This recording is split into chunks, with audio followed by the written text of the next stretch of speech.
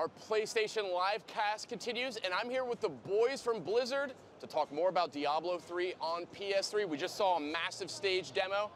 Guys, I'm gonna be honest with you, I have been a fan of this series for nearly 15 years at this point.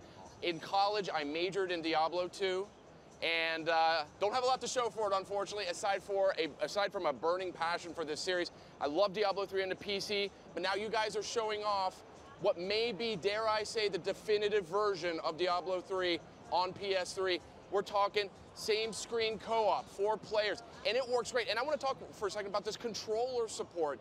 This is not tacked on. This is not just sort of thrown together. It feels right. Talk to me about the process of getting that in place to getting it feel right on DualShock. Well, we realized that from day one, the biggest challenge we had is how do we make it feel rock solid on that controller, right? It's not just a matter of mapping the powers to the buttons or introducing direct control or even the evade move, but it's really all the stuff that's happening underneath the hood to support what you're seeing on screen. So we really went in and tweaked all the powers in the game, sometimes speeding them up, sometimes changing them drastically, because it's super important. And once you have direct control, you want to have that immediate responsive feel. Every time you press the X button, something cool has to happen on screen. The animations need to start happening right away. So I think it was really important from day one that we not just ask ourselves, how can we make it feel great on the controller, but how can we sort of bring a whole new level to the Diablo experience?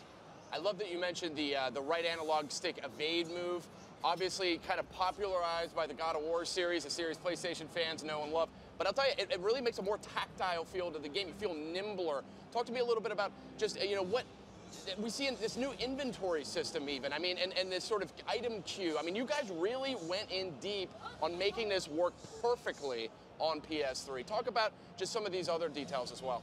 Yeah, well, so we wanted to make sure that the game flows really well when you have everyone sitting together on the couch. So we've done everything from obviously evade, and then the inventory, we added a fast equip, which allows you to, when you're playing together, just on the fly, pick stuff up, get a quick shorthand look at it, and either equip it if it's good, or maybe if I'm playing a barbarian, he's playing a wizard. If I pick up a wand, I can just drop it on the ground without opening the inventory.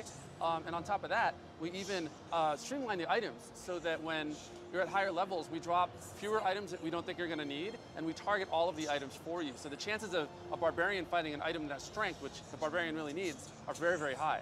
Ah, that's cool. Sort of just a refinement and a sort of simplification here but not losing any of that depth. That's the other thing. No, I would say it's not so much a simplification, but a streamlining. Yes. You really want to make sure we keep true to the essential core of Diablo 3. And I've played this thing. We were down at your offices a little while ago. We had a 4-player match going, just as a testament to how addictive this game is. We were sitting there doing same screen co-op, and I mean, it was like people were like, okay, we have other matters to attend to here. We were like, just another minute, just another minute. It's a lot of fun.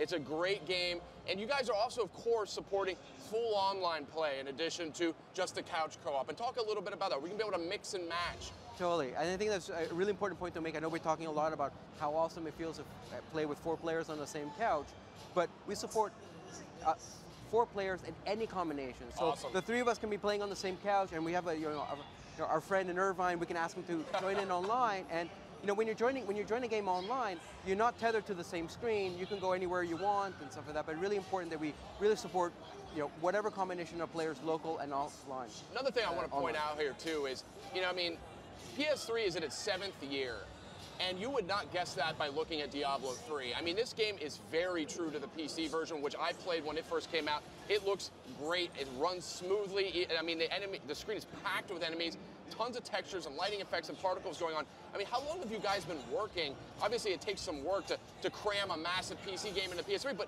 it doesn't look any worse for the wear. I mean, what was the process for that like? Well, we had people working on it from a technical standpoint early on, even while we were working on PC. So they laid the groundwork with the engine, making sure that everything we did in the PC was available to us on console so that we could make the game work around the controller and around the couch. So we had everything we needed.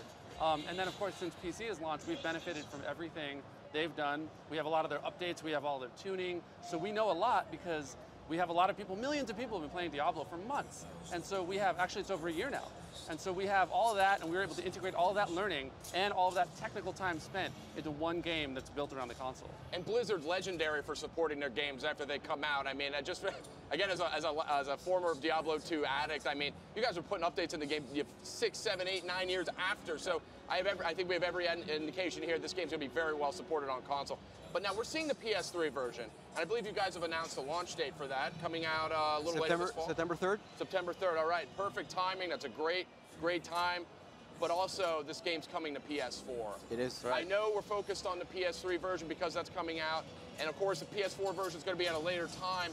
But can you give us a little bit of a preview of how you're looking at that PS4 version and some of the perks that might be there as well? So I think our philosophy will be exactly the same. In other words, you know, when we were working on the PC game, we said, how can we make this an awesome PC game? And then we were talking about, you know, bringing that experience to the PlayStation 3. So it's like, how can we make this an awesome PS3 experience? So now that we're sort of ramping down on the PlayStation 3 version, we're asking ourselves the same questions: is how can we take, you know, that awesome PS4 and that controller? You know, it has so many great opportunities, like, you know, the trackpad, the share button. Like, yeah. You know, so Jason's gonna be one of the key guys on that project, and it's just gonna be, you know, great to go through that process again and ask ourselves, how can we make it feel like it was hand-built for this controller? Sweet. Now, we got DualShock 4s are out on the floor, PS4s are out on the floor here at E3. It's a crazy show for everybody, but have you gotten a chance to wrap your hands around the sort of DualShock 4s that they have out there on the floor? Oh, yeah, we totally have. It's, what do you think? I mean, what's your first impression here? I mean, well, it's one of those things that DualShock's such a classic controller, it is. Right? And in some ways, it's really defined console gaming, you know, not just for this generation, but I think, for 15 years. Exactly. Yeah. And, you know, to sort of update that classic in such a smart way, you know, the shape of the analog sticks, yeah. it feels good. The weight of it feels good. The triggers, you know, they're finally like responsive, and your finger's not going to be slipping from it. So it's great that, you know, Sony has this confidence that they said we have something great with a DualShock, and we're just going to try to find a way to make it better.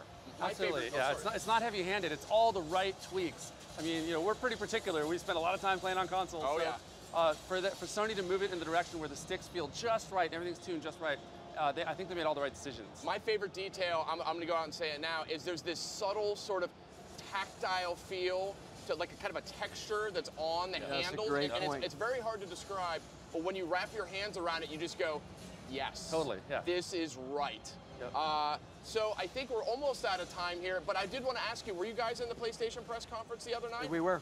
What was your favorite moment? Well, the whole thing. No, it's you know, it's really exciting to be you know, part of this E3, you know, and I think you know, one of the things that, you know, Sony has done really well is, you know, it's something that at Blizzard we find really important as well, is listen to the gamers. You know, at Blizzard we have this thing where gameplay first, and, you know, we understand that we're making these games, we're making these epic experiences for the gamers, right? And to see, you know, Sony sort of really, you know, come out and say, like, we're making a gaming console. It does all this awesome stuff too, but it's a gaming console. Yeah. I'm like, yes.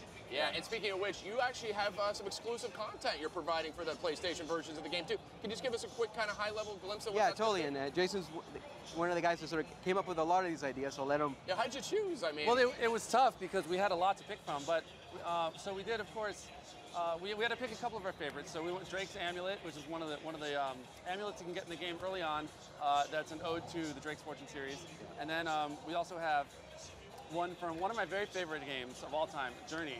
We have these cool Journey shoulders that you can get. And not only does it look like the scarf you have in Journey, but even the little ticker tapes that come off the back when you're flying around in Journey, but we have those in there. So it's like, you know, we just really lovingly crafted that. And then we have one for ourselves. We have our Leoric's skeleton summoning ring, you know, which is the Skeleton King's ring, because that allows him to summon and control skeletons. So now you get to do it too. All right, and these are really powerful items too. I mean, obviously in a game like Diablo 3, you're getting new loot, you're getting this, you're getting that, you're throwing out old stuff, you're selling it. But these are ones you're going to want to hang on to. Yep. The perks are unique. Totally, I think that the perks are unique, but also we also thought that, you know, that's a really good point. So you're always picking up items, that we wanted to make sure that players had an emotional connection to these items, which is why we picked, you know, the scarf from Journey, you know, the amulet from Uncharted. It's like, you know, again, being an Uncharted and Journey fan, like, I'll be wearing those items just because, you know, I love those games, and the guys at Naughty Dog and the game company are heroes to me. So I'm happy to be able to wear some of their stuff in our game. Well, guys, thanks for joining us. It's been one hell of an E3. Coming up next, we're going to have a look at the new Tales from Xillia trailer. Stay tuned.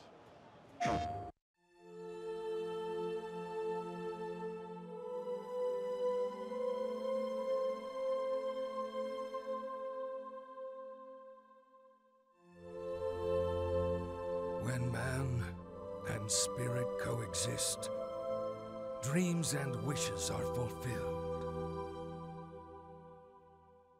The spirits have the power to bring man's wishes to fruition, and in turn, those wishes preserve and protect the spirit's livelihood.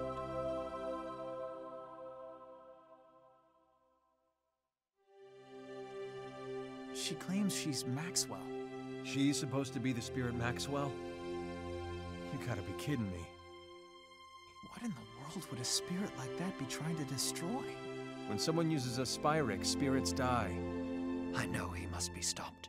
I know I must help stop him.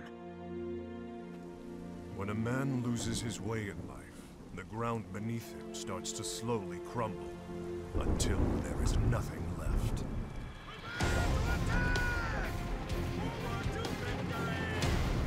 I can no longer obey the king. He uses his own people as pawns. What are we waiting for? We have to save those citizens. Your mettle is inspiring. All right then, hold on tight.